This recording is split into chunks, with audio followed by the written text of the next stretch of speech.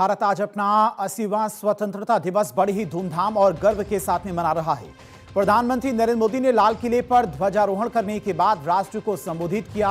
80वें स्वतंत्रता दिवस के मौके पर पीएम मोदी ने लाल किले पर 76 मिनट की स्पीच दी और देशवासियों को संबोधित करते हुए प्रधानमंत्री मोदी ने अगले 5 से 7 साल का लक्ष्य बताया और बीते 12 साल के कामकाज का हिसाब भी दिया।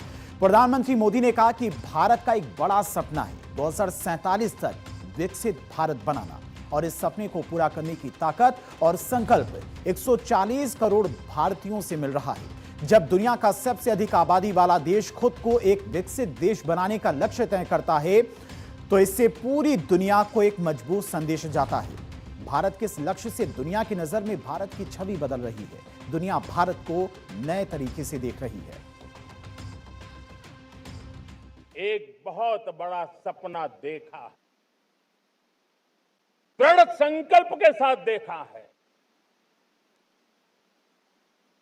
नई ऊंचाइयों को छूने के लिए देखा है और वो सपना है जब आजादी के 100 साल होंगे 2047 में हम विकसित भारत बना के रहेंगे। 140 करोड़ देशवासियों के पुरुषार्थ से इस लक्ष्य को हमें हासिल करना है। और जब दुनिया की सबसे बड़ी आबादी वाला देश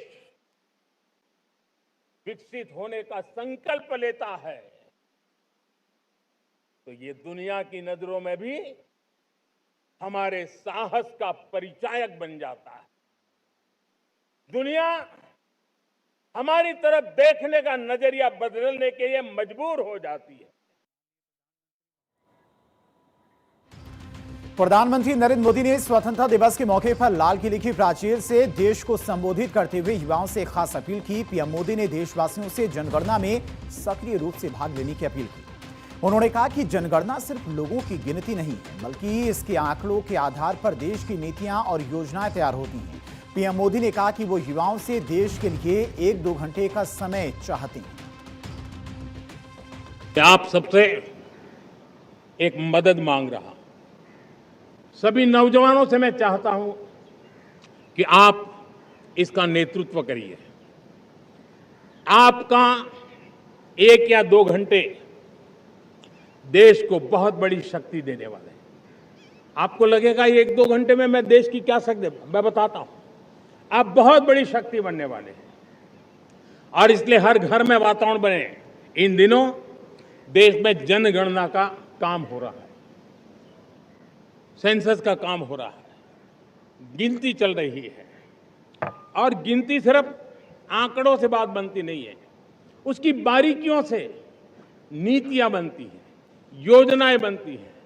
देश आगे बढ़ने की अपनी रूपरेखा तैयार करता है और इसलिए सटीक जानकारियां होना बहुत जरूरी है। प्रधानमंत्री नरेंद्र मोदी ने जनगणना को लेकर कहा कि जनगणना देश के लिए बहुत ही अहम मसला है। पीएम मोदी ने कहा कि अब खुद से ही देश को लोग फॉर्म कर सकते हैं और मोबाइल ऐप के जरिए भी अपने फॉर्म को भर के अपलोड कर सकते हैं। आप स्वयं भी जनगणना में अपनी जानकारियां अपने मोबाइल फोन से भर करके दे सकते हैं। बाद में कोई बाबू आएंगे, कोई प्रतिनिधि आएंगे, आपसे चर्चा करेंगे, लेकिन आप परिवार के सब बैठ करके अगर डिजिटली अपना रजिस्ट्री करवा दे, सारी बारीकियां, स्पेलिंग में भी गलती ना हो, कोई भी जानकारियों में गलती ना हो, आप जितनी परफेक्ट जानकारी देंगे देश को आगे बढ़ने में बहुत बड़ी मदद मिलेगी। और इसलिए मैं देश के नौजवानों को कहता हूं कि आप अपने परिवार के लोगों को बिठा करके पूरे फॉर्म को समझिए। पहले कागज पे फॉर्म को भर दीजिए, कोई गलती है तो करेक्ट कर लीजिए और फिर टेक्नोलॉजिकली उसको डिजिटली इसको अपलोड कर दीजिए।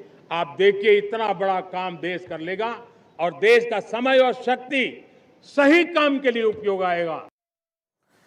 दरअसल केंद्र सरकार ने शुक्रवार को जनगणना के दौरान लोगों की गिनती के चरण में पूछे जाने वाले 40 सवालों को नोटिफाई किया। जाति जनगणना के इस कदम को इसलिए भी अहम माना जा रहा है क्योंकि देश में 1931 के बाद में जाति की गणना नहीं हुई है। केंद्र सरकार जाति जनगणना के साथ ही सामाजिक और आर्थिक स्थिति की भी विस्तृत तस्वीर तैयार करेगी।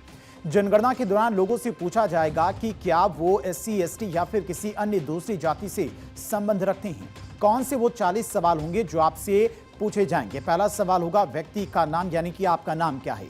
परिवार के मुखिया से आपका संबंध क्या है। इसके अलावा आप मेल हैं, फीमेल हैं। इसके अलावा जन्म तिथि और आपकी एज कितनी है, ये सवाल भी आपसे पूछा जाएगा। वैवाहिक स्थिति कैसी है, शादीशुदा हैं या फिर सिंगल हैं, ये भी पूछा जाएगा। शादी अगर आपकी हुई है तो शादी के समय आपकी उम्र कितनी थी। पति पत्नी का नाम क्या है।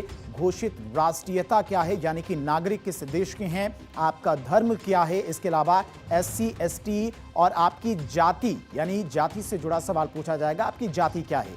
पिता की जानकारी भी आपसे पूछी जाएगी और मां की जानकारी भी ली जाएगी। इसके अलावा शिक्षा और भाषा को लेकर भी आपसे सवाल पूछा जाएगा। दिव्यांगता है या फिर नहीं है। मातृभाषा आपकी क्या है। दूसरी कौन कौन सी भाषाओं की जानकारी आपको है। साक्षरता और डिजिटल साक्षरता, यानी कि कितना पढ़े लिखे हैं, कितने कंप्यूटर नॉलेज आपको है। इसके अलावा शैक्षणिक संस्थान में पढ़ाई की स्थिति, यानी कि आपने कहां तक पढ़ाई की है, इसको लेकर भी सवाल आपसे पूछा जाएगा। उच्चतम शैक्षणिक योग्यता आपकी कितनी है, यानी कि कितनी क्लास तक आपने पढ़ाई की है, कोई डिग्री ली है या फिर नहीं ली है। इसके अलावा स्ट्रीम और विषय, किस विषय से आपने अपना ग्रेजुएशन किया है, पोस्ट ग्रेजुएशन किया, ये सवाल भी आपसे पूछा जाएगा। रोजगार को लेकर भी आपसे सवाल होगा। पिछले 1 साल में काम किया है या फिर घर बैठे थे। कामगार की श्रेणी आपकी क्या है, अगर आप काम करते हैं। आर्थिक गतिविधि की श्रेणी आपकी क्या है, कैसे आपका खर्च चलता है। इसके अलावा अगर व्यवसाय करते हैं तो आपका व्यवसाय क्या है। उद्योग, व्यापार या फिर सेवा का प्रकार क्या है, किस तरह का बिजनेस आप करते हैं। कामगार की श्रेणी आपकी क्या है। इसके अलावा गैर आर्थिक गतिविधि, यानी कि और कौन सी आमदनी का जरिया आपके पास में है। काम की तलाश है या फिर आप काम कर रहे हैं, ये सवाल भी आपसे पूछा जाएगा। काम की जगह तक यात्रा किस तरह से करते हैं, कितनी घर से उसकी दूरी है, ये सवाल भी आपसे पूछा जाएगा। जन्म और माइग्रेशन को लेकर भी आपसे सवाल होगा, यानी कि आपसे जन्म का स्थान पूछा जाएगा। अगर आपने निवास अपना चेंज कर दिया है तो पिछले निवास का पता भी आपसे पूछा जाएगा। माइग्रेशन का कारण, यानी कि अगर जन्म आपका दूसरी जगह पर हुआ है, रहे आप दूसरी जगह पर रहे हैं, तो इसका कारण भी आपसे पूछा जाएगा। पिछली जगह से यहां पर रहने की अवधि कितनी है, यानी कि जन्म स्थान से दूसरी जगह पर शिफ्ट होने में कितना समय आपको लगा। इसके अलावा स्थायी निवास का पता क्या है, वर्तमान में जीवित बच्चों की संख्या क्या है, अब तक जन्मे बच्चों की संख्या क्या है और पिछले 1 साल में जन्मे बच्चों की संख्या क्या है। इसके अलावा कोविड-19 से जुड़ी जानकारी भी आपसे पूछी जाएगी। तो कुल 40 सवाल हैं, जिन 40 सवालों के जवाब आपको देने हैं। अगर आपके घर पर कोई कर्मचारी पहुंचता है, आप ऑनलाइन भी इन सवालों के जवाब फिल कर सकते हैं सरल माध्यम से।